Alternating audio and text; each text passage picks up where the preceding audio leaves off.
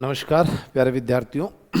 आज हम धारा 43 और 44 इसके बारे में डिटेल से चर्चा करेंगे। चलिए, पिछली क्लास में हमने धारा जो 39 जो पढ़ी थी उसको बहुत डिटेल से सदस्य को हटाने के जो प्रावधान पढ़े थे, उसमें जो आधार थे उसमें आधार में के, खे, गे और घ, जो चौथा जो घ जो था उसको हर जगह अप्लाई करना पड़ेगा यहाँ पर, तो वो बहुत विशेष करके आपको ध्यान रखना है। इसलिए जो पिछली क्लास अगर किसी विद्यार्थी ने नहीं भी देखी तो पहले वो जरूर देखें, उसके बाद ही, और उसमें भी वो सदस्य को हटाने का पूरा प्रोसेस जो आधार वगैरह है कैसे जांच होती है वो समझना बहुत जरूरी है, तभी ये आगे की चीज़ें आपको अच्छे से समझ में आएगी।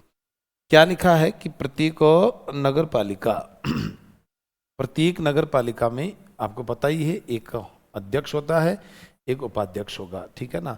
अब अध्यक्ष और उपाध्यक्ष होगा, उनकी क्या प्रोसेस है। उपधारा एक आपको पता ही है, हर धारा के उपधाराओं में बांटा है और उनको व्यवस्थित तरीके से एक्ट को समझाया गया है। प्रत्येक नगर निगम के लिए एक महापौर और नगर परिषद के लिए एक सभापति, नगर पालिका बोर्ड के लिए अध्यक्ष। आपको ये मैं जब शुरुआती क्लासें थी तब भी मैं समझा चुका हूँ, आपको पता होना चाहिए कि नगर पालिका, अब देखिए नगर पालिका कानून का नाम है, नगर पालिका कानून का नाम है। अब इसमें तीन संस्थाएं होती है संक्रमणकालीन, तो नगर निगम में तो हो गया वृहत्तर निकाय। कौन सा निकाय? वृहत्तर निकाय, ठीक है। फिर लघुतर निकाय, लघुतर में क्या हो गया आपका? नगर परिषद, और उसके साथ साथ ही एक होता है आपके संक्रमणकालीन, और संक्रमणकालीन में क्या होगा आपका? नगर पालिका बोर्ड,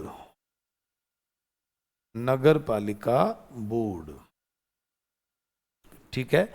आपको पता ही है 5 लाख से अधिक जनसंख्या, 1 लाख से 5 लाख तक जनसंख्या, और ये 20,000 से लेकर 1 लाख तक की जनसंख्या पर ये बनेगा।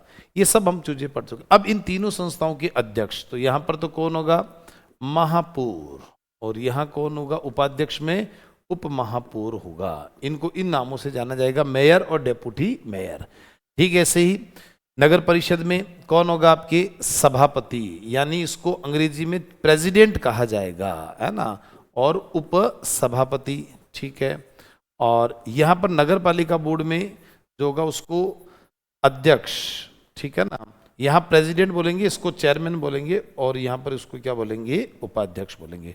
तो चेयरमैन और डेप्यूटी चेयरमैन हो गया, प्रेसिडेंट डेप्यूटी प्रेसिडेंट हो गया, और महापौर और डेप्यूटी मेयर, यानी मेयर और डेप्यूटी मेयर हो गया। इन तीनों संस्थाओं के अध्यक्ष उपाध्यक्षों के नाम हैं, बस आपको इनसे परिचय होना है। तो नगर निगम के लिए महापौर, नगर परिषद के लिए तो कौन हो गया? सभापति, और नगर पालिका बोर्ड के लिए अध्यक्ष होगा। विहित रीति से निर्वाचित, पहले अध्यक्षों की बात चल रही है, विहित रीति से निर्वाचित होंगे। क्या यहाँ लिखा हुआ है? प्रत्यक्ष नहीं लिखा हुआ है। क्या यहाँ लिखा हुआ है? प्रत्यक्ष नहीं लिखा हुआ है। जब 74वां संशोधन हमारे हुआ था उसमें स्पष्टीकरण किया गया कि अध्यक्ष कैसे चुना जाएगा, ये संबंधित राज्य का राज्य विधानमंडल निर्धारित करे।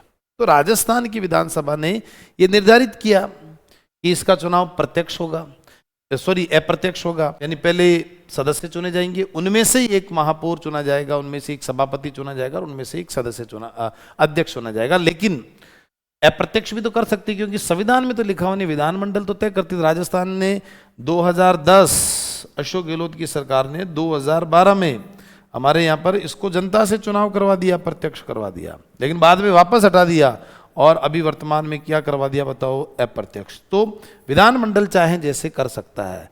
तो विहित रीति, अब देखो यह लिखा ना, विहित रीति से निर्वाचित, रीति सिस्टम नियम कौन बनाएगा?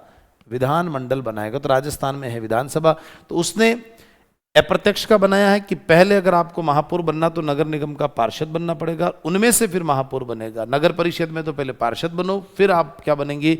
सभापति बनेंगे। नगर पालिका बोर्ड में आप पहले वार्ड सदस्य बनो, फिर नगर पालिका अध्यक्ष बनो। ये तो हो गया अप्रत्यक्ष, कि पार्षद अपने में से एक व्यक्ति का चुनाव करेंगे, वो हो गया अप्रत्यक्ष। लेकिन सरकार विधानसभा से बिल पास करा के ऐसा कर भी सकती है, प्रत्यक्ष का तो किया भी है। 2010-2012 के अंदर जो कुछ संस्थाओं के चुनाव 2010 में हुए, कुछ के 2012 में हुए, तो उनमें प्रत्यक्ष रीति से कराया। फिर लगा कि ठीक नहीं है, संस्था के अंदर बोर्ड बन रहा है बीजेपी का और अध्यक्ष चुना जा रहा है कांग्रेस का, तो उनमें कॉम्बिनेशन ही नहीं बैठता, तो काम भी नहीं होता है, तो प्रॉब्लम क्रिएट होने लगी। सरकार ने वापस विधानसभा में कानून लाकर इसको क्या कर दिया, अप्रत्यक्ष कर दिया। एक तो ये क्लियर होना चाहिए। अब देखिए धारा 43 की उपधारा 2 क्या कहती है, प्रत्येक नगर निगम, देखो धारा उपधारा 1 तो कहती है अध्यक्ष के लिए और उपधारा 2 कहती है आपके उपाध्यक्ष के लिए, कि प्रत्येक नगर निगम के लिए एक उपमहापौर होगा, ये मैंने बता ही दिया। नगर परिषद के लिए क्या होगा, उपसभापति होगा, ठीक है ना, और नगर पालिका बोर्ड के लिए उपाध्यक्ष होगा, जो विहित रीति से निर्वाचित होगा। यहाँ ये अप्रत्यक्षी होगा, ये बिल्कुल संविधान में लिख दिया गया कि ये तो कैसे होगा, अप्रत्यक्षी होगा, ये जनता द्वारा डायरेक्ट नहीं चुना जाएगा। तो विधानमंडल ने एज इट इज हमारे कानून बना दिया विधानसभा ने कि बिल्कुल अप्रत्यक्ष रीति से चुनाव होगा। तो उपधारा 1 जो 43 की वो तो अध्यक्षों के बारे में बात करती है, और उपधारा 2 किसके बारे में बात करती है, आपके उपाध्यक्षों के बारे में बात करती है। अभी जो हमारे अध्यक्ष है वो कैसे चुने जाते हैं, अप्रत्यक्ष, और ये तो उपाध्यक्ष तो अप्रत्यक्ष होते ही हैं, इनडायरेक्ट, है ना। चलिए अब देखिएगा धारा 43 की उपधारा 3 पढ़ रहे हैं, है ना। कौन सी पढ़ रहे हैं, उपधारा 3, नगर पालिकाओं के अध्यक्ष।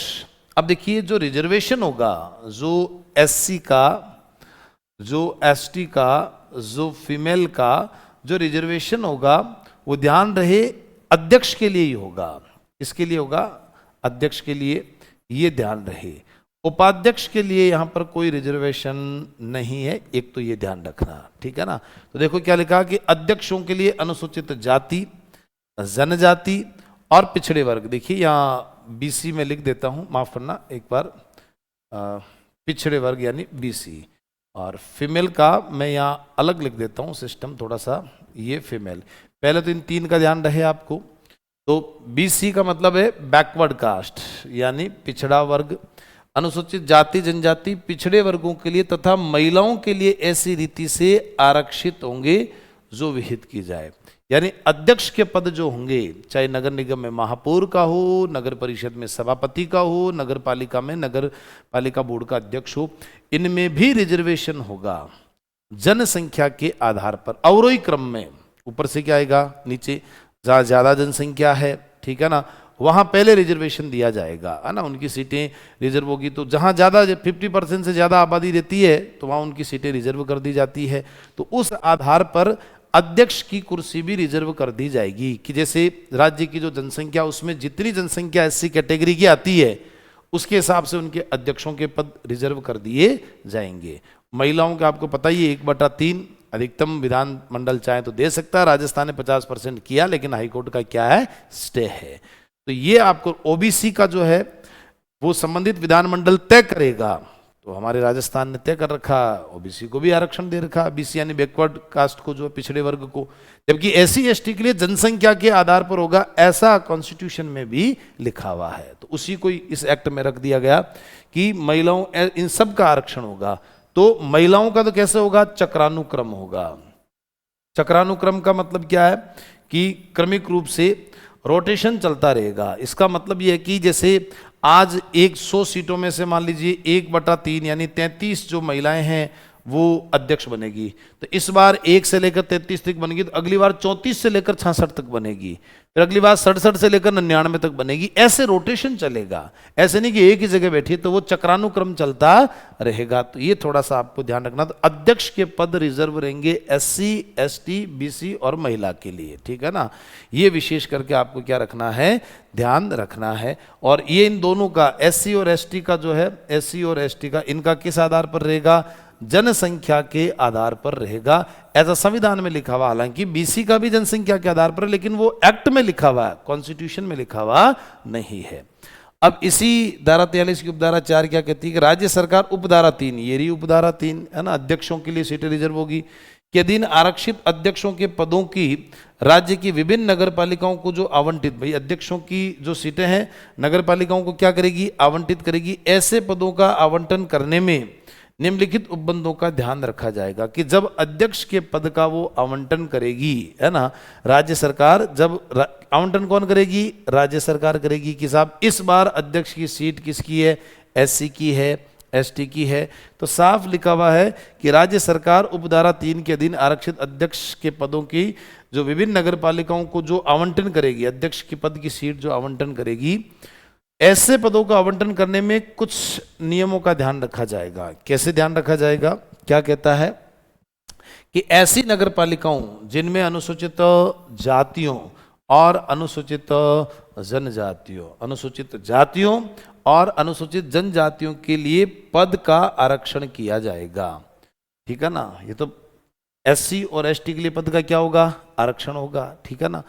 अब देखिए, इसका फैलाव संपूर्ण राज्य में होगा। मतलब ऐसा नहीं है कि पर्टिकुलरली एससी एसटी को एक एरिया ही घोषित कर दिया। देखो, अनुसूचित क्षेत्र उसको शेड्यूल एरिया कहा जाता है।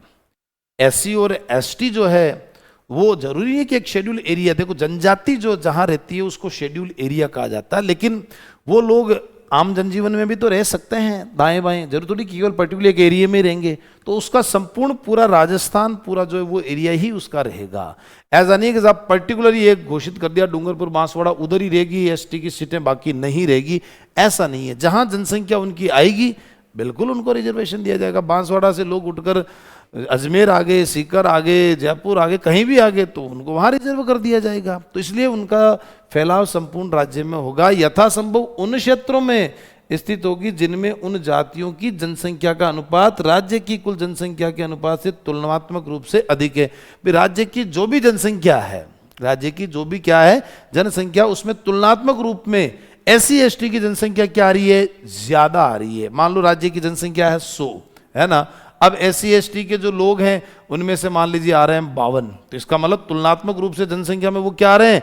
ज्यादा आ रहे हैं। तो इनका पूरा वो 52 जो लोग हैं वो जगह जगह फैले हुए हैं, हर अलग अलग जगह क्या कर रखे हैं? फैले हैं। तो उनका पूरा संपूर्ण पूरा एरिया राज्य में उनका क्या होगा? फैलाव रहेगा। ऐसी नगर पालिकाओं का जिनमें महिलाओं का पद आरक्षण किया गया है और उनका फैलाव भी संपूर्ण राज्य में होगा। यानी ऐसा नहीं कि पर्टिकुलरली एक शेखावटी बेल्ट या ढूंढाड़ी जो बेल्ट है, चाहे मेवाड़ी बेल्ट है, चाहे मारवाड़, उधर ही महिला रिजर्व होगी। नो, पूरे राजस्थान में जैसे 100 सीटें हैं तो उनका 1/3 महिलाएं, तो 33 सीटें रिजर्व होगी। तो अब मान लो अजमेर में 2 सीटें रिजर्व कर दी, बांसवाड़ा में 5 सीटें रिजर्व कर दी, ठीक है ना, उसके अलावा उदयपुर में 3 सीटें रिजर्व कर दी, उसके अलावा मान लीजिए जयपुर में 4 सीटें रिजर्व कर दी। ऐसे तो पूरे राजस्थान में महिलाओं को आरक्षण मिलेगा जहां जहां वो जैसे वो तो फिर लॉटरी के माध्यम से। महिला का आरक्षण हमेशा कैसे निकलेगा? लॉटरी से, क्योंकि महिला चाहे वो जनरल की सीट है, चाहे वो एससी की सीट है, चाहे वो, तो वह हर जगह 1/3 मिलेगी। एससी के जितने लोग हैं ना, जैसे एससी की 10 सीटें तो उसमें से 1/3 कौन होगी? फीमेल होगी। एसटी की जितनी 10 सीटें मान लो रिजर्व कही है जनसंख्या के आधार पर, तो उनका जो 3 सीटें हैं वो फीमेल की क्या होगी? तो सब जगह। बाकी मान लीजिए 80 जो सीट, जैसे मान लीजिए 20 सीटें हैं बीसी की है तो उनके लिए 7 सीटें जो होगी वो फीमेल के लिए होगी, ठीक है ना। उसके अलावा बाकी जो 60 सीटें बची हुई है उन 60 का 1/3 है वो जनरल में बची, उसमें भी कौन होगी? फीमेल। तो हर जगह महिलाएं 1/3 होगी। संपूर्ण राजस्थान पूरा एरिया उनका फैलाव रहेगा। पर्टिकुलरली एक एरिया बांध नहीं सकते हम, है ना। मैं आपको इतना समझाना चाह रहा हूं कि एससी एसटी का जो रिजर्वेशन है और महिला का रिजर्वेशन है पूरे राजस्थान में मिलेगा। बस आप इतना सा ध्यान रखना, एक पर्टिकुलरली एरिया ही घोषित नहीं रहेगा। अब देखिए धारा 43 की उपधारा 5 क्या कहती है कि इस धारा के अधीन अनुसूचित जातियां और जनजातियां और पिछड़े वर्ग, है ना। देखो ये मैं आपको जानकारी बता दी, ये उपधाराएं आपको रटनी नहीं है, ये केवल ओरिजिनल एक्ट है, मैं उसी को पूरा समझा रहा हूं। आपको हर की उपधारा नहीं रटनी है, जहां मुझे लगेगा मैं कहूंगा आपको वही याद करना है, क्योंकि ये तो एक्ट में एक एक चीज को समझा रखा है। तो आप हर धारा को रटने बैठोगे तो संभव ही नहीं है। आप मूल धारा को याद रखो कि धारा 43 हमारी चल रही है। अब धारा 43 को एक तो मैं पूरे पैराग्राफ में समझाऊं पूरे, और एक उसको जो जैसे जैसे पैराग्राफ में अलग अलग तोड़ के समझा रखा वैसे आपको समझा दिया। तो डिक्लेरेशन आपको पूरा बता दिया, बट हर धारा को आपको जहां जैसे 39 की उपधारा 1 का खंड घ वो इंपॉर्टेंट है, मैंने कई बार कह दिया तो वो आपको याद करना ही है ना। जहां जरूरत है मैं आपको बता दूंगा, बस बाकी हर उपधारा को आपको याद नहीं करना कि इसकी उपधारा में ये लिखा और उसकी उपधारा में। आपको बस वो 43 की धारा पता होनी चाहिए कि वहां पर रिजर्वेशन की बात चल रही थी, अध्यक्ष के रिजर्वेशन की बात चल रही थी। अध्यक्ष का नाम क्या है, उपाध्यक्षों का नाम क्या, उनका चुनाव कैसे होता, उनमें अध्यक्ष का रिजर्वेशन कैसे होगा, महिला रिजर्वेशन, SC ST रिजर्वेशन, उनका फैलाव पूरे संपूर्ण राज्य क्षेत्र में होगा। ये सब बातें किसमें लिखी हुई है, पहले तो कंसेप्ट आपको समझ में आ जाना चाहिए। ये बातें धारा 43 में लिखी हुई है, ठीक है ना। अब देखिएगा, इस धारा के अधीन अनुसूचित जातियों यानी SC कैटेगरी, जनजातियों यानी ST कैटेगरी, पिछड़े वर्ग यानी BC बैकवर्ड कास्ट के सदस्यों के लिए अध्यक्षों के पद का आरक्षण भारत के संविधान के अनुच्छेद मोस्ट इंपोर्टेंट 324 है ना, अब में विनिर्दिष्ट कालावधि की समाप्ति पर प्रभावी नहीं रहेगा। अब देखिए अनुच्छेद 324 क्या कहता है, थोड़ा सा इसको समझे आप। अनुच्छेद 334 ये कहता है कि लोकसभा और विधानसभा में जो आरक्षण मिला हुआ है, जो आरक्षण मिला हुआ है, इसको राजनीतिक आरक्षण कहा जाता है। कौन सा आरक्षण कहा जाता है, राजनीतिक आरक्षण। और ये जो मिला है ये SC और ST कैटेगरी को मिला, वहां OBC को कोई आरक्षण नहीं है, लेकिन फिर भी यहाँ BC लिखा हुआ है इसके साथ ही। अब ये आरक्षण कितने वर्ष के लिए मिला है, 10 वर्ष के लिए मिला है। कितने वर्ष के लिए मिला है, 10 वर्ष के लिए मिला। 10 साल बाद में अगर संसद को लगता है तो SC ST का आरक्षण और बढ़ा दिया जाएगा। तो 26 जनवरी 1950 से लागू हुआ, 60, 70, 1980, 90, 2000, 2010, 2020 आया, तो 2019 दिसंबर में संशोधन कर दिया और उसको 2030 तक बढ़ा दिया। तो बढ़ रहा है, तो जब तक ये SC ST का आरक्षण बढ़ता जाएगा तब तक यहाँ नगर पालिका में भी SC ST और BC यानी पिछड़े वर्ग का आरक्षण बढ़ता जाएगा। जिस दिन संसद ने लोकसभा और विधानसभा में आरक्षण SC ST का खत्म कर दिया, उस दिन नगर पालिका में भी SC ST का आरक्षण क्या हो जाएगा, खत्म हो जाएगा। इस आरक्षण को कहा जाता है राजनीतिक आरक्षण। क्या कहा जाता है, राजनीतिक आरक्षण कहा जाता है। तो मुझे लगता है कि आपको 334 का को रिलेटेड समझ में आ जाना चाहिए कि लोकसभा और विधानसभा में जो SC ST का आरक्षण है वो 10 साल के लिए रहेगा। ये बात कहाँ लिखी हुई है, 334 में लिखी हुई है। हालांकि लोकसभा को आरक्षण जो मिला SC ST का वो 330 के तहत मिला, विधानसभा में जो मिला है वो अनुच्छेद 332 के तहत मिला है। और ये जो 330 में लोकसभा को आरक्षण मिला है, 332 विधानसभा का आरक्षण मिला, ये 10 वर्ष के लिए मिला। ये बात कहाँ लिखी हुई है, 334 में। तो जब तक वहां पर लोकसभा विधानसभा में SC ST को आरक्षण रहेगा तब तक नगर पालिका में भी SC ST और साथ में और लिख दिया पिछड़े वर्ग का भी क्या रहेगा। अगर विधानमंडल देता पिछड़े वर्ग को आरक्षण तो उनका भी रहेगा। और साथ में, और जैसे ही अगर ये समाप्त हो गया वहां लोकसभा विधानसभा में, तो यहां पर भी समाप्त कर दिया जाएगा कि उसकी कालावधि की समाप्ति पर यह प्रभावी नहीं रहेगा। कुल मिला के हमारी नगर पालिका में SC ST का आरक्षण किस पर टिका हुआ है, लोकसभा और विधानसभा के अंदर जब तक आरक्षण रहेगा उनको तब तक यहां पर भी रहेगा। जिस दिन वहां खत्म हो जाएगा यहां पर भी खत्म कर दिया जाएगा। तो बहुत ही आसान सा आरक्षण की बात कर रहा है धारा 43। अब देखिए इसकी उपधारा 6 में और क्या लिख दिया कि प्रत्येक अध्यक्ष या उपाध्यक्ष, यानी कि जी नगर पालिका बोर्ड हो, नगर परिषद हो, न नगर निगम हो, अध्यक्ष उपाध्यक्ष जो नगर पालिका से 1 मास यानी 1 महीने से अधिक की कालावधि तक अनुपस्थित रहता। मान लीजिए मैं नगर पालिका का अध्यक्ष हूं या उपाध्यक्ष हूं, 1 महीना हो गया और मैं आया ही नहीं, यानी लगातार 1 महीने तक वो क्या है, अनुपस्थित है, और वह ऐसे अध्यक्ष और उपाध्यक्ष के रूप में अपने कर्तव्य का पालन करने में असमर्थ है, आ ही नहीं रहा है, बीमार पड़ा घर बैठा आ ही नहीं रहा है, तो उस दौरान वह अध्यक्ष या उपाध्यक्ष नहीं रहेगा। अगर 1 महीने अगर आप ड्यूटी पर नहीं आते, अपने पद के कर्तव्य का पालन नहीं करते, आपका पद नहीं रहेगा। तो ये विशेष करके ध्यान रखना है। तो फिर क्या कोई छुट्टी नहीं ले सकता है? बिल्कुल ले सकता है। छुट्टी कितने टाइम की ले सकता है? 6 महीने की अधिकतम। 6 महीने से ज्यादा की छुट्टी मंजूर नहीं होगी। देखिए ये जो 1 महीने वाली बात है ना, ये तो बिना छुट्टी के है कि आपने कोई सूचना ही नहीं दी, आप 1 महीने हो गए आए ही नहीं, तो आपका पद रिक्त कर दिया जाएगा, आपको हटा दिया जाएगा। लेकिन अगर आप छुट्टी लेकर जा रहे हैं तो ज्यादा से ज्यादा कितने महीने की? 6 महीने। अब कोई महिला है तो वो ऐसे नहीं कि मैटरनिटी रिलीफ ले रही है कि साहब मुझे 2 साल की छुट्टी दे दो साहब, 765 दिन की छुट्टी कर दो साहब, ऐसा नहीं हो सकता। तो ये उसमें 730 दिन, माफ करना, मैटरनिटी रिलीफ 730 दिन का, कि वो यहाँ पर लागू नहीं होगा। ये विशेष करके ध्यान रखना, वो गवर्नमेंट जॉब में लागू होता है। तो यहाँ पर छुट्टी लेकर जाता तो 6 महीने, 6 महीने से ज्यादा मंजूर नहीं होगी।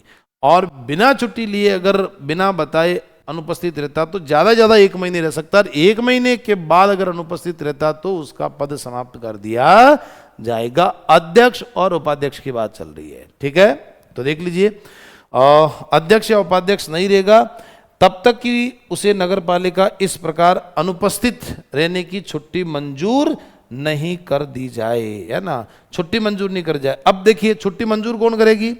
नगर पालिका। अब आप बोलो सर नगर पालिका कैसे छुट्टी मंजूर करेगी? कोई नगर पालिका, मैंने पिछली क्लास में बताया, नगर पालिका एक जीवित है, सजीव है, उसके पास अपनी मोहर है, मोहर होने के कारण वो अपना कार्य स्वयं करती है, तो उसकी मोहर है, वही उसका राइट है। तो जो अगर बाकी को छुट्टी लेनी है तो खुद अध्यक्ष देगा, अध्यक्ष को लेनी है तो जो सरकारी अधिकारी होता है, ईओ होता है ना, जो कमिश्नर होता है और जो आयुक्त होता है वो छुट्टी देगा वहां पर, है ना। तो वो मोहर लगाएगा, तो वो शाश्वत जो मोहर होती है वही नगर पालिका होती है, ठीक है ना। तो छुट्टी भी मंजूर कौन करेगी? नगर पालिका करेगी, ठीक है। ये भी आपको ध्यान रखना है। अब देखिए उपधारा 6, देखिए अभी जो हम पढ़ रहे थे उपधारा 6, तो देखो क्या लिखा है कि 7 में क्या लिखा कि 6 के तहत 6 महीना, मोस्ट इंपॉर्टेंट जो मैंने समझा दिया आपको, 6 महीने से ज्यादा की छुट्टी मंजूर नहीं की जाएगी। तो छुट्टी लेकर 6 महीने जा सकता है, बिना छुट्टी के 1 महीने। और अगर किसी अध्यक्ष को छुट्टी दे दी जाती है और उसी समय उपाध्यक्ष का पद रिक्त खाली हो गया, जैसे मान लो मैं अध्यक्ष हूं, मुझे 6 महीने की छुट्टी दे दी, तो भाई अध्यक्ष उपाध्यक्ष क्यों बनाते हैं? इसलिए तो बनाते हैं कि जब अध्यक्ष किसी कारण से काम पर नहीं आ रहा है, छुट्टी ले रखी है, मृत्यु होगी, पद त्याग, XYZ अध्यक्ष की कुर्सी अभी खाली पड़ी है, तभी तो उपाध्यक्ष वहां पर कार्यवाहक अध्यक्ष बनकर क्या करेगा? काम करेगा, इसीलिए तो उपाध्यक्ष बनाया जाता। अब अध्यक्ष जो है उसने तो छुट्टी ले ली, तो अब अध्यक्ष की जगह कार्यवाहक अध्यक्ष कौन बनेगा? उपाध्यक्ष। बाई देव उपाध्यक्ष का पद उस समय खाली हो गया, मान लो मृत्यु हो गई, मान लो उसको हटा दिया या उसने खुद ने इस्तीफा दे दिया, तो अब फिर अध्यक्ष की कुर्सी पर काम कौन करेगा? 6 महीने तक सवाल ही उत्पन्न हो जाता है। तो देख लीजिए यहां पर क्या लिखा है कि अध्यक्ष को छुट्टी दे दी जाए और उसी समय उपाध्यक्ष का पद खाली हो जाए, तो यह खाली पद उसी अवधि के अंदर तय प्रक्रिया के अनुसार सदस्यों में से चुनाव में से भरा जाएगा। यानी जो उस संस्था के मेंबर होते हैं, पार्षद होते हैं, वार्ड जो सदस्य, नगर पालिका बोर्ड में वार्ड सदस्य बोलते हैं, नगर परिषद नगर निगम में पार्षद बोलते हैं, तो वही तो आपस में से तो उपाध्यक्ष अध्यक्ष का चयन करते हैं, तो वो आपस में से एक उपाध्यक्ष का चयन करेंगे, ठीक है। और वो जैसे ही व्यक्ति उपाध्यक्ष को दूसरा व्यक्ति चुना जाएगा, वो ऑटोमेटिकली क्या बन जाएगा? कार्यवाहक अध्यक्ष बन जाएगा। क्लियर है भाई? अध्यक्ष छुट्टी पर गया हुआ है, उपाध्यक्ष का पद रिक्त हो गया, तो वो सदस्य जो है वो अपने में से एक अध्यक्ष का उपाध्यक्ष का चुनाव करेंगे। और जब उपाध्यक्ष का चुनाव करेंगे तो उपाध्यक्ष क्या बन जाएगा? 6 महीने के लिए फिर कार्यवाहक अध्यक्ष बन जाएगा, व्यवस्था प्रारंभ चलती जाएगी। क्लियर हो गया? तो अगर उपाध्यक्ष का पद रिक्त है तो सदस्य अपने में से तुरंत एक उपाध्यक्ष का चुनाव कर लेंगे और वह फिर कार्यवाहक अध्यक्ष के रूप में क्या करेगा? कार्य करेगा। क्लियर हो गया? ठीक है, तो देख लीजिए इसको। वही बात है, खाली पद है तो उस अवधि के अंदर, उसी दौरान, है ना, उस अवधि का मतलब उसी दौरान, है ना, तय प्रक्रिया के अनुसार सदस्यों में से चुनाव करके भरा जाएगा। जब किसी उपाध्यक्ष को छुट्टी दे दी, भाई उपाध्यक्ष खुद ही छुट्टी पर है, भाई अध्यक्ष तो छुट्टी पर है, और उसी उपाध्यक्ष को छुट्टी दे दी, और जब उपाध्यक्ष अध्यक्ष का काम कर रहा है, या तो उपाध्यक्ष खुद छुट्टी पर चला गया या उपाध्यक्ष खुद क्या बन गया? अध्यक्ष। जैसे मैं उपाध्यक्ष हूं और आप अध्यक्ष हो, आप छुट्टी पर गए तो मैं तो आपकी जगह क्या बन गया? कार्यवाहक अध्यक्ष। तो मेरी कुर्सी तो खाली पड़ी है ना, मेरी कुर्सी तो क्या पड़ी है? खाली पड़ी है ना। तो देखो क्या लिखा है, जब उपाध्यक्ष अध्यक्ष का काम कर रहा है तो इसका मतलब वो क्या बना हुआ है? कार्यवाहक अध्यक्ष बन रहा है। अध्यक्ष का काम कर रहे हैं, नहीं कार्यवाहक अध्यक्ष, कार्यवाहक अध्यक्ष का काम कर रहा है, तब उपाध्यक्ष के पद की खाली जगह किसी अन्य सदस्य को चुनाव करके भरी जा सकती है। कि भैया उपाध्यक्ष का पद रिक्त पड़ा, अन्य सदस्यों को बोला कि जब तक वो नहीं आता तब तक आप यहां पर, भाई जैसे मैं ऑलरेडी उपाध्यक्ष हूं और अभी कार्यवाहक अध्यक्ष बना हुआ हूं, अब मेरी कुर्सी पीछे से क्या पड़ी? खाली। तो जहां जब तक मैं वापस नहीं आऊंगा तब तक वो सदस्य अपने में से एक क्या बना सकते हैं? उपाध्यक्ष। जैसे मैं वापस अपनी कुर्सी पर आऊंगा उसका पद वापस क्या हो जाएगा? समाप्त हो जाएगा। कुल मिला के उपाध्यक्ष की कुर्सी भी खाली नहीं रहती है। कारण इसलिए खाली नहीं रहती है क्योंकि अध्यक्ष, अब मैं कार्यवाहक अध्यक्ष बन के बैठा हूं और वो कार्यवाहक अध्यक्ष की कुर्सी खाली होगी, फिर क्या कर लोगे? तो उपाध्यक्ष पीछे से होना तो चाहिए ना, आप क्या तुरंत कुर्सी को संभाल ले। और छुट्टी पर भी जाता है तब भी, जैसे मान लीजिए 6 महीने की छुट्टी चला गया उपाध्यक्ष, तो 6 महीने के लिए वहां पर उपाध्यक्ष बनाया जाएगा, और जब वापस वो आ जाएगा उसको वापस हटा दिया जाएगा। पर उपाध्यक्ष की पद ऐसे खाली पड़ा नहीं रहेगा, क्योंकि उसको कभी भी कार्यवाहक अध्यक्ष के रूप में जिम्मेदारी दी जा सकती है। ये इस उपधारा 7 बस इतना सा समझाना चाह रही है। ठीक है। उपधारा 8, यदि किसी नगरपालिका का उपाध्यक्ष, यदि किसी नगरपालिका का उपाध्यक्ष उसी नगरपालिका का अध्यक्ष चुना जाता है, मैंने कहा ना कि जैसे मैं उपाध्यक्ष हूं और अब क्या चुन लिया गया, अध्यक्ष चुन लिया गया, तो यह माना जाएगा कि उसने उपाध्यक्ष का पद अपने आप ही खाली कर दिया। बाय द वे ये मान लो कि मैं उपाध्यक्ष हूं और अध्यक्ष का पद खाली हो गया, तो मैं भी कार्यवाहक अध्यक्ष तो बन सकता हूं, लेकिन मान लीजिए राज्य सरकार ने कहा कि नहीं हम चुनाव करवाएंगे साहब, तो पार्षदों को बोला कि साहब आप चुनाव करो। अब मैं भी तो खड़ा हो सकता ही हूँ चुनाव में, भी मेंबर तो हुई हूँ, पार्षद तो हुई हूँ, तो मैं उपाध्यक्ष तो ऑलरेडी हुई हूँ, लेकिन मैं स्थायी अध्यक्ष के लिए मैंने पर्चा भर दिया और बाय द वे में चुनाव जीत गया और मैं क्या बन गया, अध्यक्ष बन गया। अब ऑलरेडी मैं उपाध्यक्ष तो था और चुनाव हुआ अध्यक्ष के लिए, कुर्सी खाली हुई, मैं अध्यक्ष का चुनाव भी जीत गया, तो क्या मुझे उपाध्यक्ष के पद से इस्तीफा देना पड़ेगा क्या? नो। जैसे ही मैं अध्यक्ष की कुर्सी पर बैठूंगा, स्थायी अध्यक्ष, कार्यवाहक नहीं, स्थायी अध्यक्ष की कुर्सी पर बैठूंगा, स्थायी अध्यक्ष की कुर्सी पर बैठते ही क्या होगा कि मेरा उपाध्यक्ष का पद स्वतः ही रिक्त मान लिया जाएगा। अब आप मुझसे सवाल करेंगे कि सर अध्यक्ष, कार्यवाहक अध्यक्ष कब तक रहेगा? भाई 6 महीने की छुट्टी मंजूर होती है अध्यक्ष की, तो 6 महीने तक। बाय द वे अध्यक्ष का पद खाली हो गया तो 1 महीने में वापस चुनाव होता है ना, कि 1 महीने से ज्यादा छुट्टी, 1 महीने से ज्यादा अनुपस्थित रह ही नहीं सकता, उसकी मृत्यु होगी, पद त्याग, कुछ भी है, 1 महीना कंप्लीट हो गया, कुर्सी खाली हुई, तुरंत सरकार क्या करेगी, वहां पर चुनाव करवा देगी, क्योंकि इसमें कोई बड़ा झमेला नहीं होता है। उसमें निगम के अंदर पार्षद होते हैं, परिषद में पार्षद होते हैं, और उसके अलावा नगर पालिका बोर्ड में सदस्य होते हैं, बस वही होते हैं, तो उनको बैठाकर तुरंत वोटिंग करा ली जाती है। कोई इतना बड़ा तामझाम, इतने बूथ वगैरह पब्लिक से चुनाव कराना, वो बड़ा महाभारत होता है, तो फटाफट वो चुनाव कराकर उस कुर्सी को भर लिया जाता है। तो देखिए, यदि किसी, हालांकि समय सीमा बाध्यता नहीं दी गई है वहां पर, है ना, जैसे राष्ट्रपति में 6 महीने में चुनाव कराना अनिवार्य, ऐसा नहीं लिखा हुआ है। अब देखिए धारा 43 में आगे और उपधारा 9, हालांकि ये उपधाराएं रटनी नहीं है आपको, बस एक स्टेप बाय स्टेप वहां जैसे लिखा उसको समझा रखा आपको। यदि किसी नगरपालिका के अध्यक्ष या उपाध्यक्ष के खिलाफ विधि के अनुसार अविश्वास प्रस्ताव पास हो जाए, जब मैंने शुरुआती दौर, जब मैंने पढ़ाया था नगरपालिका का स्ट्रक्चर बताया 73वां संविधान संशोधन, मैंने उस समय ये सारी चीजें पढ़ाई थी आपको, कि कैसे अध्यक्ष, उपाध्यक्ष, महापौर, उपमहापौर कैसे बनते हैं, हटते कैसे, इसीलिए फर्स्ट में वो क्लासें ली थी ताकि ये कॉन्सेप्ट आपका क्लियर हो जाए। तो मुझे पूरी उम्मीद है कि आपने शुरुआती जो क्लासें हैं 74वां संशोधन वो आपने पूरी देखी है, तब आपको समझ में आ रहा होगा। फिर भी मैं आपको समझा दूं, थोड़ा सा एक ब्रीफिंग कर दूं ताकि आपको रिकॉल हो जाए। अविश्वास प्रस्ताव, नो कॉन्फिडेंस मोशन कैसे आता है, उसको ढंग से समझ लीजिए। अविश्वास प्रस्ताव पहला साल, दूसरा साल और 5वां साल में नहीं आएगा। 5 साल का कार्यकाल रहता है, पहले साल में नहीं आएगा, दूसरे में नहीं आएगा और 5वें में नहीं आएगा। इसमें तो अविश्वास प्रस्ताव लाया ही नहीं जा सकता। अविश्वास प्रस्ताव कौन लाएंगे? सदस्य लेकर आएंगे। सदस्य कितने लाएंगे? जितने सदस्य हैं उनका 1/3 सदस्य प्रस्ताव लाते हैं, है ना। तो प्रस्ताव लाना कौन लेकर आएंगे? जितने टोटल सदस्य उनका 1/3 मेंबर अविश्वास प्रस्ताव लाएंगे कि हम इस अध्यक्ष को हटाना चाहते हैं, सभापति को या महापौर को या उप महापौर, उप सभापति, उपाध्यक्ष को हटाना चाहते हैं। पहली बात तो ये। दूसरा, प्रस्ताव आ गया, चर्चा होगी, फिर होगा मतदान, और मतदान कितने पर होगा? 3/4, यानी पारित जब होना चाहिए वो कितने से होना चाहिए?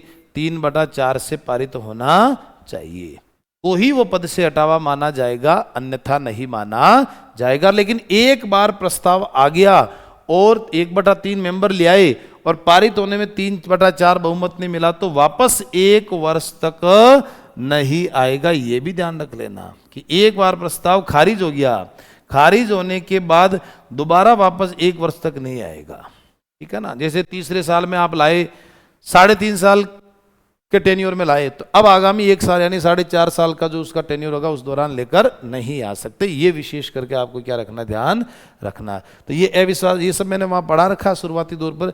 अविश्वास प्रस्ताव पास हो गया, पारित हो गया। पारित कितने से होता बताओ? 3/4 से पारित होता है। तो तुरंत ये माना जाएगा कि उसने अपना पद छोड़ दिया। मतलब वो ऐसा नहीं कि विचार कर रहा हूँ, सोचूंगा, मुझे तो जबरदस्ती हरा दिया, राजनीति करिए, मैं तो इस्तीफा नहीं दूंगा। मत दो बोले, क्या फर्क पड़ता है। उसका पद तुरंत तत्काल प्रभाव से रिक्त ही समझा जाएगा जिस समय 3/4 से बहुमत क्या हो गया, पास हो गया। बस ये जानना, उसको त्यागपत्र देने की जरूरत ही नहीं है, उसके लिए अलग से ऑर्डर जारी करने की जरूरत ही नहीं है, उसका पद तुरंत रिक्त मान लिया जाएगा। क्लियर है। तो आगे देखिए, धारा 43 की उपधारा 10 क्या कहती है, हर अध्यक्ष और उपाध्यक्ष को उनके पद से हटाया भी जा सकता है। और धारा 39 याद करिए, वापस पिछली क्लास में पढ़ाया था धारा 39 की। अब देखो मैंने कहा ना, जहां जरूरत है मैं आपको बताऊंगा। धारा 39 की उपधारा 1 क्या कहती है, उपधारा 1 कि सदस्यों को हटाने के आधार कितने, 4। मैंने 4 बताए थे, के, ख, क, ख, ग और घ। घ में क्या लिखा हुआ है, नैतिक अदमता, जो भ्रष्टाचार का कोई ना कोई उस पर एलिगेशन लगा है, पोजीशन का गलत इस्तेमाल किया है, तो ये सब चीजें, कर्तव्य पालन में वो उपेक्षा कर रहा है, ये सब चीजें जब उसमें आने लग जाती है तो कहने का मतलब है कि उपधारा के खंड घ है ना, जो 4 कारण थे, आधार थे हटाने में, उस घ में बताए गए जो भी बिंदु थे, पिछली क्लास में आपने पढ़े होंगे क्या, पढ़ाई ही है आपने, है ना।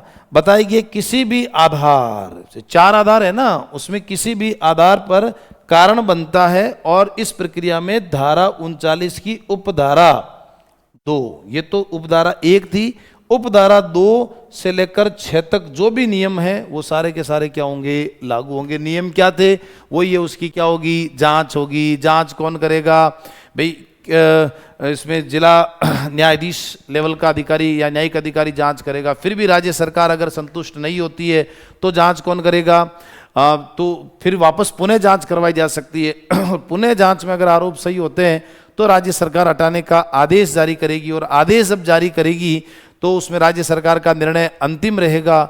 और जब घ के तहत आरोप लगे हैं तो राज्य सरकार निलंबित भी कर सकती है। ये सारे जो हमने नियम पढ़े थे वो सब इनके ऊपर लागू होंगे। तो एक ही समरी में बात को समझा दिया। अब इस पूरे घटनाक्रम को समझने के लिए आपको धारा 39 पूरी पढ़नी पड़ेगी। तो पिछली क्लास आपने अच्छे से देखी है। तो जो धारा 39 में हटाने का जो पूरा प्रोसेस था सदस्य का, वो एज इट इज किसका ऊपर लागू हो जाएगा, अध्यक्ष और उपाध्यक्ष। बस भाई, अध्यक्ष और उपाध्यक्ष को हटाते कैसे हैं, यही तो सवाल है। ये जो धारा उपधारा 10 क्या कहती है, इनको कैसे हटाया जाएगा, हटाने का प्रोसेस ही तो बता रहा है। ये प्रोसेस आपको कहां पढ़ना पड़ेगा, 39 में जो मेंबर को हटाने के लिए था। और धारा जो 39 की उपधारा 1 का खंड घ, उसमें जो पॉइंट्स थे उन्हीं आधारों पर इसको हटाया जाएगा। इस आधार पर उनको हटाया जा सकता है। ये पूरा का पूरा प्रोसेस यहां पर क्या रहेगा, लागू रहेगा। ठीक है, चलिए अगली इसी 43 की उपधारा 11 क्या कहती, प्रत्येक अध्यक्ष और प्रत्येक उपाध्यक्ष की पदावधि, यानी उसका जो टेन्योर है, जब तक इस अधिनियम में अलग से कुछ न कहा गया हो, नगरपालिका की पदावधि के बराबर ही होगी। मतलब कहने का यह है कि नगरपालिका की पदावधि कितनी होती है, प्रथम बैठक यानी पहली बैठक से 5 वर्ष तक होती है। पहली बैठक से 5 वर्ष तक होती है। तो ये लिखा हुआ है। अब क्या 5 वर्ष से ज्यादा हो सकती है क्या, तो क्या लिखा हुआ देखिए, जब तक इस अधिनियम में अलग से कुछ ना कहा गया हो तब तक जो नगरपालिका की जो पदावधि के बराबर जो पदावधि है नगरपालिका जब तक रहेगी, विघटन नहीं होगी तब तक तो वो रहेगा। और नगरपालिका हर 5 साल में उसके चुनाव वापस होते हैं। उससे पहले अगर विघटित हो गई तो आपका कार्यकाल पहले खत्म हो गया। और सामान्यतः पहली बैठक से कितना वर्ष, 5 वर्ष तक का क्या रहेगा, कार्यकाल रहेगा। तो प्रत्येक अध्यक्ष उपाध्यक्ष की पदावधि जब तक इस अधिनियम में अलग से कुछ ना कहा गया, तो जब तक नगरपालिका की पदावधि रहेगी उसके बराबर ही रहेगी, उससे ज्यादा नहीं रह सकती। क्लियर हो गया। तो ये आपको विशेष करके ध्यान रखना, अध्यक्ष और उपाध्यक्ष की पदावधि। ठीक है, चलिए अब जैसे वर्तमान की बात करें, 2026 में पदावधि बढ़ा दी। कुछ नगरपालिकाओं का टेन्योर समाप्त हो गया 5 साल का, कुछ का नहीं हुआ।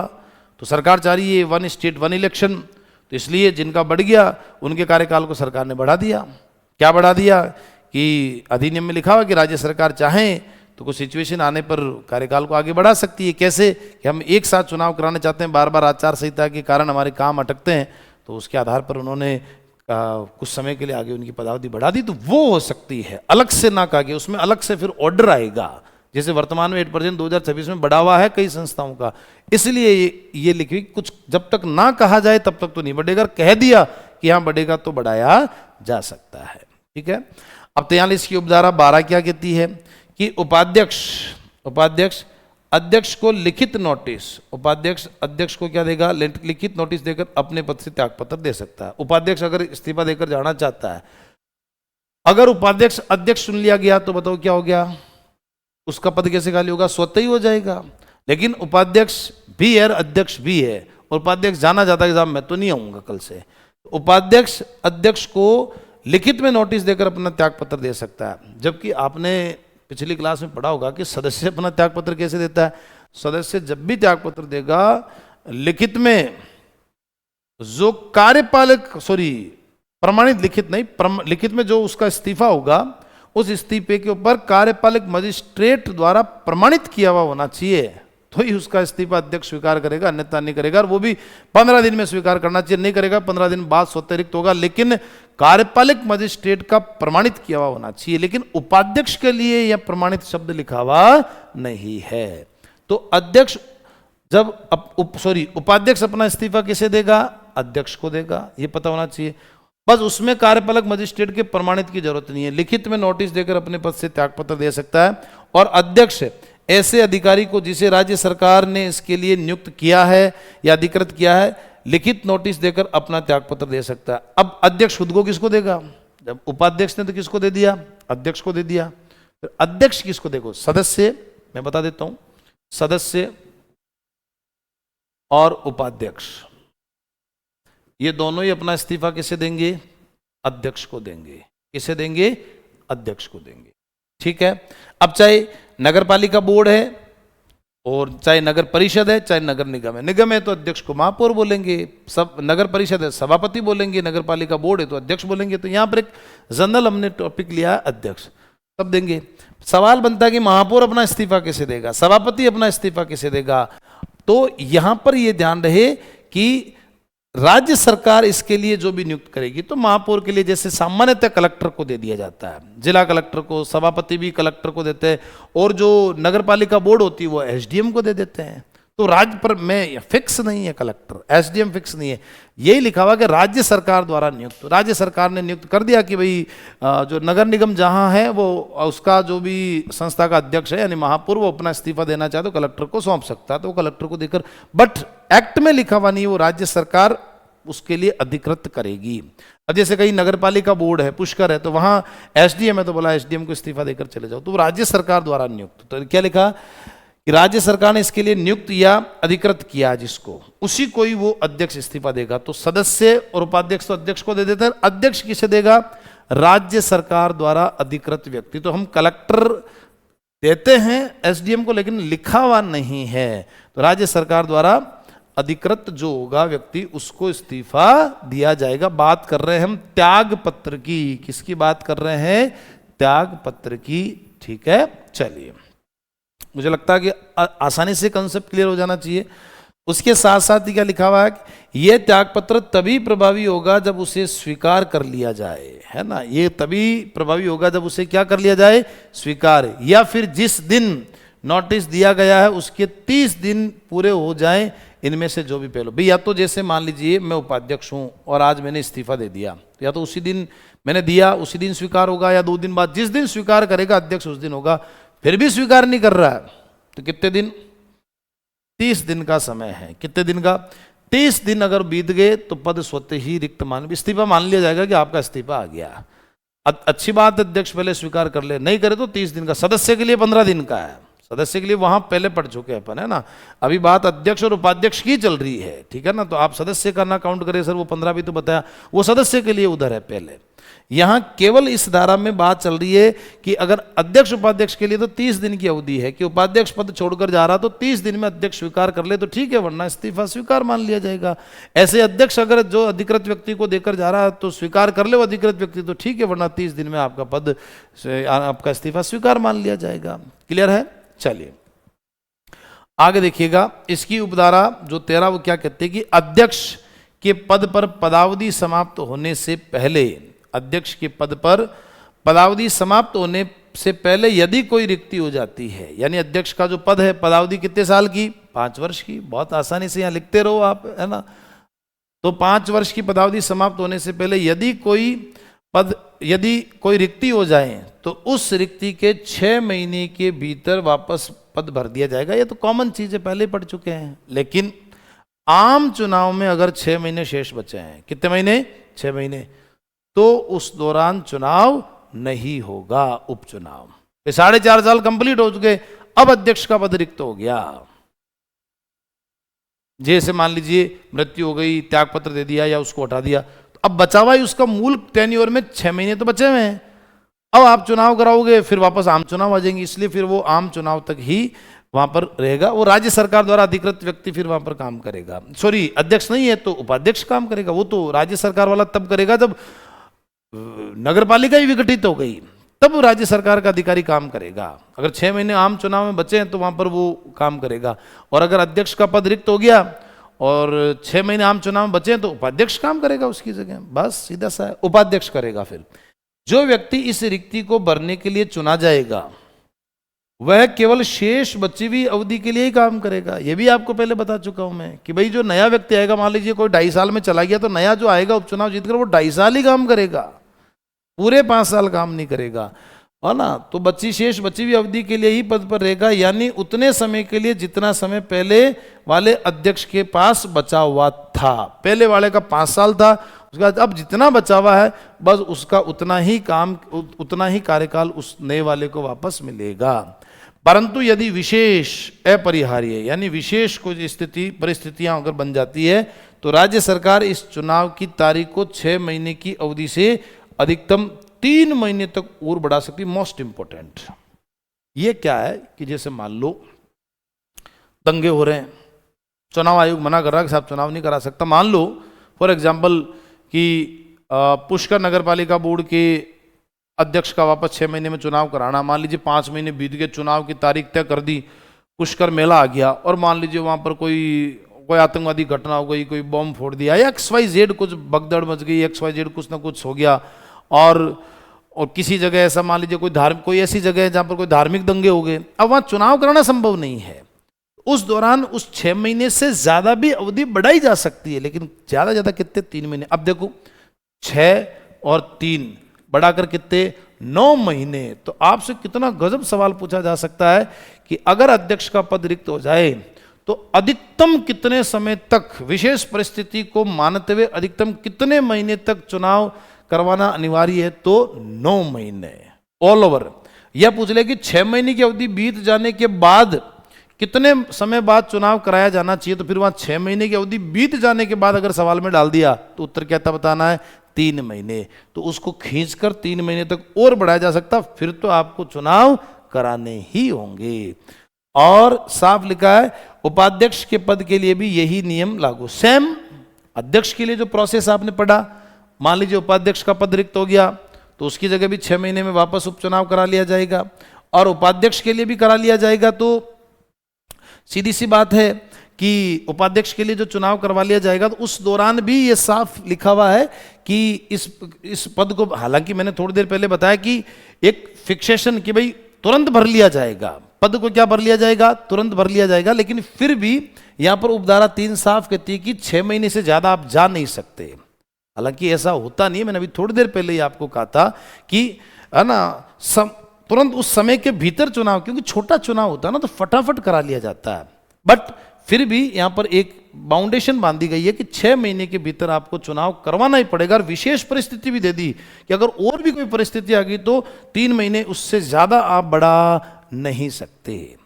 ठीक है ना। जैसे राष्ट्रपति के लिए तो साफ लिखा हुआ कि 6 महीने में चुनाव करवाना अनिवार्य है, ठीक है ना। अब देखो यहां पर फिर विशेष परिस्थिति डाल के 3 महीने और डाल दिए, तो ऐसी अनिवार्यता यहां पर लिखी हुई नहीं, इसीलिए मैंने थोड़ी देर पहले वो चीज आपको बताई थी। अच्छा, उपराष्ट्रपति के लिए ये लिखा शीघ्र होना चाहिए, बट यहां पर यह है कि पहली वाली धारा में तो क्या लिखा हुआ है कि उस समय तुरंत चुनाव हो जाना चाहिए, तो तुरंत का मतलब फटाफट, पर उसको खींचकर 6 महीने ले आओ, और ज्यादा स्थिति बिगड़ गई तो और 3 महीने ले आओ, अधिकतम कितने महीने लाओ, 9 महीने। अब 9 महीने से ज्यादा फिर आप उसको नहीं खींच सकते, तो थोड़ा सा एक कन्फ्यूजन हो सकता है आपको, तो थोड़ा दोनों चीज़ों को ध्यान रखना आपको, है ना। तो अधिकतम अवधि वैसे अवधि 6 महीने, अधिकतम अवधि 9 महीने, और वैसे तुरंत भी लिखा हुआ है कि तुरंत भी चुनाव होना चाहिए। केवल एक टाइम पीरियड ही नहीं लिखा हुआ, तीनों चीजें वहां पर लिखी हुई है, तो वो अलग अलग उपधाराओं में आपको देखने को चीजें मिलेगी। ठीक है, चलिए अब देखिए साफ लिखा हुआ यदि उपाध्यक्ष का पद, अब सेम प्रोसेस जो अध्यक्ष की है वही उपाध्यक्ष की। उपाध्यक्ष का पद रिक्त हुआ तो 6 महीने, वैसे तो तुरंत चुनाव करा लो, नहीं करा लो तो 6 महीने में, विशेष परिस्थिति आ गई तो और 3 महीने बढ़ाकर कितने करा लो आप, 9 महीने करा सकते हो। ठीक है ना। यदि उपाध्यक्ष का पद रिक्त हो जाता है तो उसे पहले बताए गए नियमों के अनुसार ही भरा जाएगा। जो पहले अभी नियम हमने पढ़े, जो भी तुरंत भर दिए जाएंगे वो सारे मैंने बता दिया, भरा जाएगा। और चुना गया व्यक्ति केवल कौन सी अवधि, शेष अवधि के लिए ही पद पर रहेगा। ठीक है, चलिए तो इसकी बहुत लंबी धारा है ये, इसको कई उपधाराओं में बांटकर, क्योंकि अध्यक्ष और उपाध्यक्ष के लिए सारे प्रावधान इसके अंतर्गत बताए, पहले सदस्यों के बताए थे, अब अध्यक्ष और उपाध्यक्ष के लिए बताए गए हैं। उपधारा 14 कहती है कि इस धारा के अनुसार जो अध्यक्ष या उपाध्यक्ष चुने जाते हैं, पढ़ी रहे हैं कब से, अध्यक्ष और उपाध्यक्ष चुने जाते हैं, उनके नाम जल्दी ही राजपत्र में प्रकाशित किए जाएंगे। जो भी जिस संस्था में अध्यक्ष उपाध्यक्ष, चाहे वो नगर पालिका बोर्ड हो, नगर परिषद हो, चाहे नगर निगम हो, जो उसमें चुने जाते हैं उनको, उनके नाम राजपत्र में प्रकाशित होंगे। ये विशेष करके ध्यान रखना, नोटिफिकेशन सरकार डालेगी उसमें कि ये इन संस्थाओं के अध्यक्ष उपाध्यक्ष चुने गए। और उपधारा 15 कहती है कि नगर पालिका का अध्यक्ष नगर पालिका निधि से मासिक भत्ता और अन्य सुविधाएं प्राप्त करेगा जो नियमों के अनुसार थे। यानी उसको जो पेमेंट मिलेगा, जो वेतन भत्ते मिलेंगे, सुविधाएं मिलेगी, वो नगर पालिका का खुद की निधि होती, फंड होता, उसमें से मिलता। यहां पर एग्जामिनर आपसे कंफ्यूजन करने के लिए राज्य की संचित निधि लिख देगा, बस यही आपसे वहां कंफ्यूजन करवाएगा। तो राज्य की संचित निधि नहीं होगी, ये ध्यान रखना आप। ठीक है ना। यह नगर पालिका की खुद की अपनी निधि होती है, उसी से ही इसको इस पद को भरा जाएगा। तो ये विशेष करके आपको क्या रखना है, ध्यान रखना है। ठीक है, चलिए तो आज की इस कक्षा में हमने बहुत डिटेल से इस पूरी धारा 43 को समझा है। बहुत बहुत धन्यवाद, नमस्कार, थैंक यू।